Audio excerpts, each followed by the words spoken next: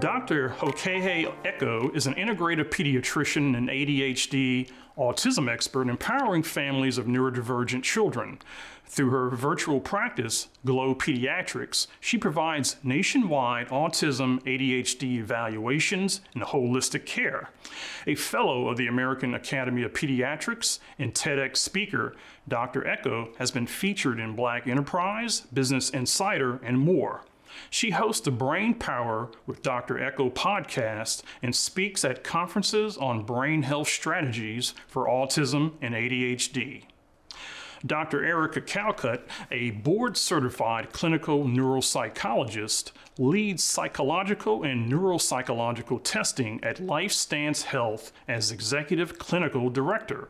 She specializes in evaluating children and adolescents facing developmental, learning, and emotional difficulties, including those with medical, neurological, and genetic conditions. Trained at Loyola University Chicago, Rush University Medical Center, and a medical college of Wisconsin, Dr. Calcutt's research explores the interplay between neurological factors in development, cognition, and mental health. At LifeStance, she is committed to improving access to testing services and fostering collaborative care.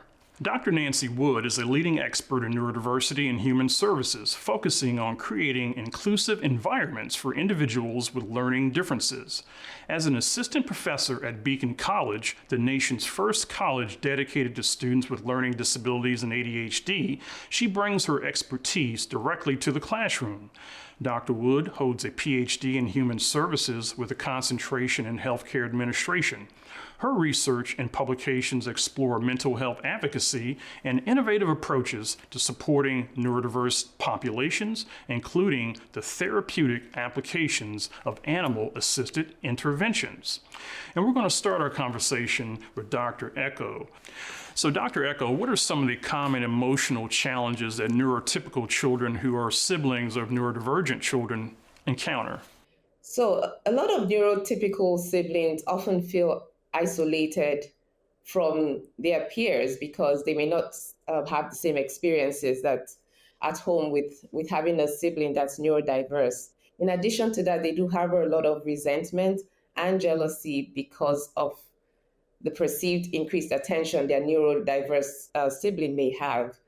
They often feel guilt that they have less challenges than their neurodiverse sibling, and also they have a sense of pressure or responsibility for the well-being of their neurodiverse sibling more than they should. And so parents can address this with open communication and intentionally making the neurotypical sibling feel heard, feel valued, and feel seen. All right, thank you. So Dr. Calcutt, let's drill down a little bit on what Dr. Echo was saying. How can parents create a safe space for neurotypical children to express these complex emotions and feelings? In a home environment that often doesn't feel normal or typical, it's important for parents to realize that a range of emotions and complex thoughts is completely normal for all siblings. And that, as the parent, it's important to think about accepting any thoughts or feelings that your child might have or that they might show. Some of these emotions might be modeled behaviors from the sibling, or they might just be normal, range of thoughts or feelings that the child is feeling as they're learning how to develop their own self-regulation. Last, important to set time aside, even 5 minutes a day, to allow your child to express their emotions and to talk about their thoughts and what's on their mind can really help to create that safe space for them to express how they feel. So, Dr. Wood, neurodivergence is a complicated concept for even adults to comprehend. So how can parents create or deliver understanding about neurodivergence in age-appropriate ways to their children? Sure. Through simple and concrete language, by providing those discussions, comparing and contrasting just in our everyday differences of hair color, eye color, height. What about sports, being able to do artistic endeavors? Again, providing those specific examples can bring that awareness to the sibling that whether you're neurotypical or neurodiverse, we all have our differences. Further, providing examples of empathy and understanding to those differences, and that to provide that, again, that conversation as discussed, the open communication of how those differences make us unique and what's our strengths, what do we bring to the table of our uniqueness. All right, thank you. So, Dr. Echo, getting to the heart of the matter here, the fact of the matter is that a neurodivergent child most likely is going to require more time and attention from the parents than a neurotypical child. But as a parent, you have to walk that tightrope, providing balance so that neither child is neglected. Can you provide us some practical tips for doing that? Yes, that's so important. And like Dr. Wood just mentioned a minute ago, even 5 minutes, I mean, the key here is quality over quantity, right? And it's being intentional, that's the key. So taking 5 minutes, going into your child's room, spending time, inviting them to cook with you in the kitchen, pouring into them with fully focused attention. I often remind parents to put the phones down, right? And talk to your kids, look them in the eye, and ask them open-ended questions like, what was the best part of your day? Instead of, how was your day? Which you often get the answer, fine, too, right? And so it's so important for parents to take that time and pour into the children. And also, even creating activities, right, that both children can enjoy together. That often strengthens that bond between the neurotypical and the neurodiverse child. And yes, it may take a little thinking outside of the box, but that's why we're parents, right? So it's as long as we're intentional about doing that, then you will start to see the bond between those two siblings improve. All right. So, Dr. Calcutt, I know parents may not be trying to do this, but often unintentionally, the neurotypical child ends up becoming kind of a parent to the neurodivergent child. How can parents avoid putting this responsibility on their neurotypical child?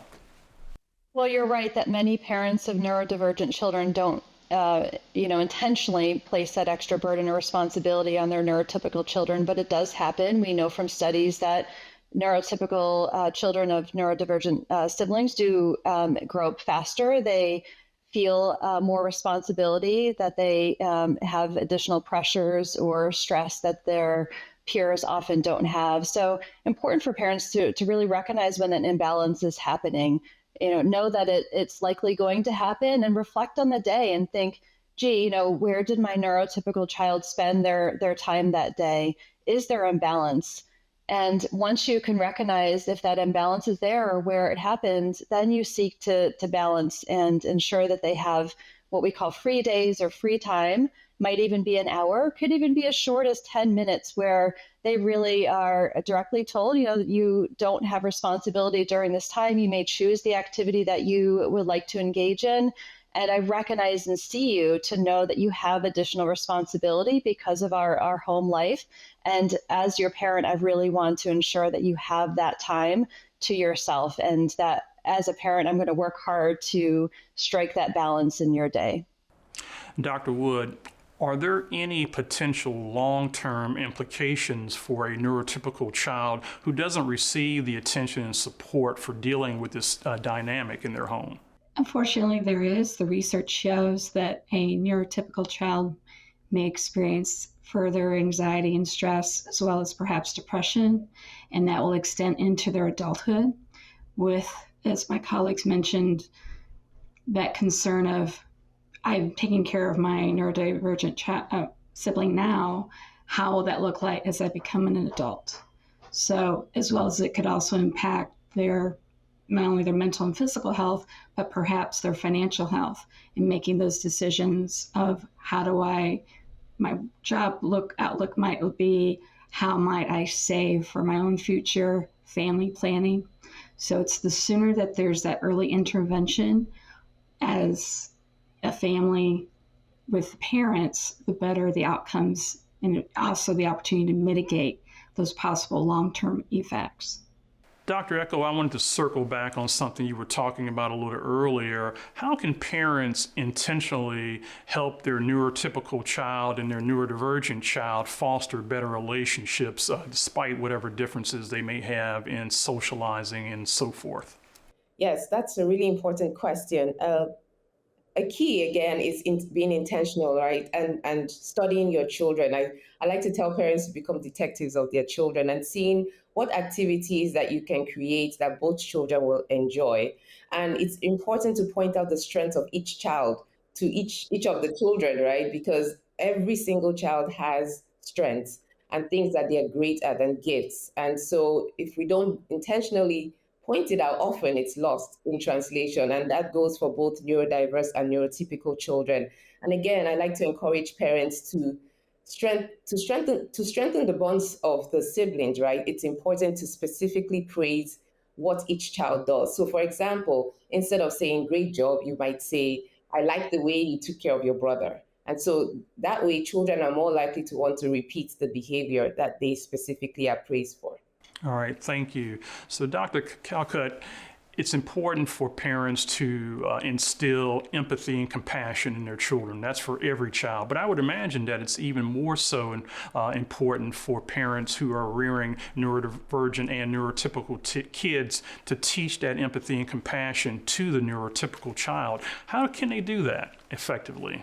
That's right. As parents of neurodivergent children know, there's a lot of education and teaching happening in their household with their children, both the neurodivergent child and also the neurotypical child. So empathy is one of those really key skills that parents are working on teaching their children. And we know that empathy develops over time. It doesn't happen overnight, and also it can change from moment to moment. So your neurotypical child might show a lot of empathy one moment, and then the next moment, maybe they have a hard time finding that empathy, or they don't show it through their behavior. And so again, recognizing that a range is going to be normal and healthy, but as parents, we can really work towards encouraging and rewarding those small moments. I really like, what my colleagues have said about, finding that shared enjoyment, finding the time when siblings are, working cooperatively or enjoying their time together. As a parent, look for those moments and, small encouragement. I really like what you did there, or I'm so proud of the way that you, talk with or help your brother or sister. Encouraging, praising, recognizing those small moments really goes a long way. Thank you. So, Dr. Wood, do schools have any role in this, in helping to create understanding around neurodiversity and helping these neurotypical children deal with this situation?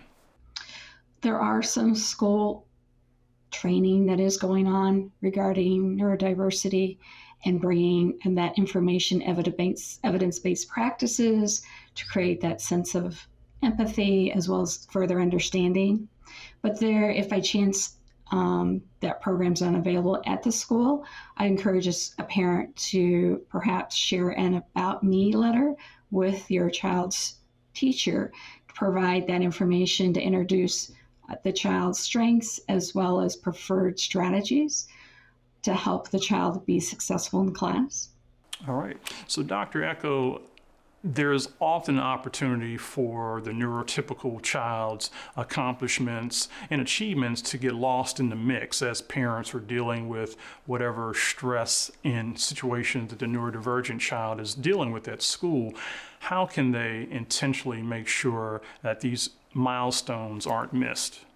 So yes, it's really important to celebrate your neurotypical child individually as much as possible, even taking them out within reason, of course. And even things like spending time in their room with them and saying, well done, I see what you did. And if they go out as a family and the neurodiverse sibling is present, it's also important to make sure the focus stays on the neurotypical child that you're celebrating so that they feel valued and seen.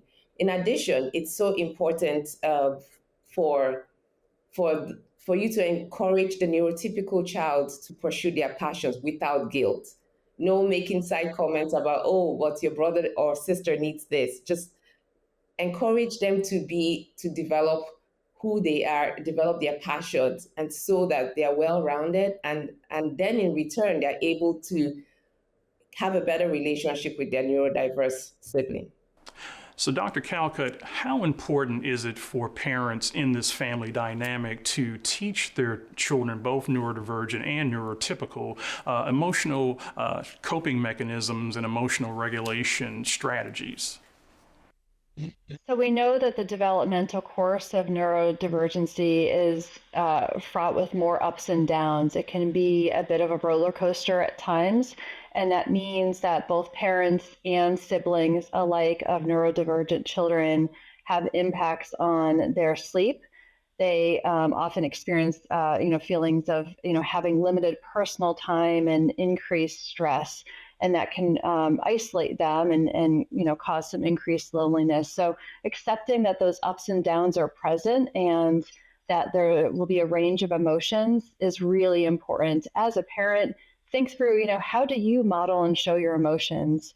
It's expected that you will have, high moments and low moments, and that you'll have moments when you'll want to show your emotions too. And so think about, how do you show that to your neurotypical children? And it's important to say, gee, I was really frustrated, or I felt really overwhelmed, and labeling and showing your neurotypical child how you talk about that and how you show that is really important.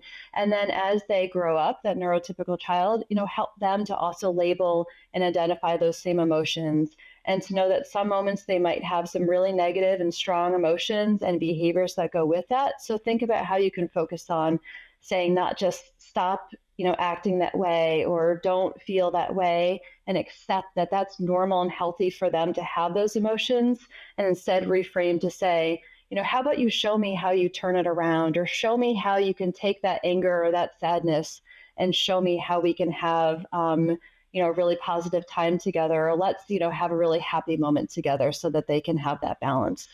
All right, so Dr. Woods, I am leaving it to you to provide us some kind of message of hope and resilience for parents who are navigating this family dynamic. Is there a message you can provide for us? Yes. As we know, whether a child is neurodivergent or neurotypical, each child is unique, has their strengths, and brings that special perspective only they can to the family as to what they do in their everyday activities.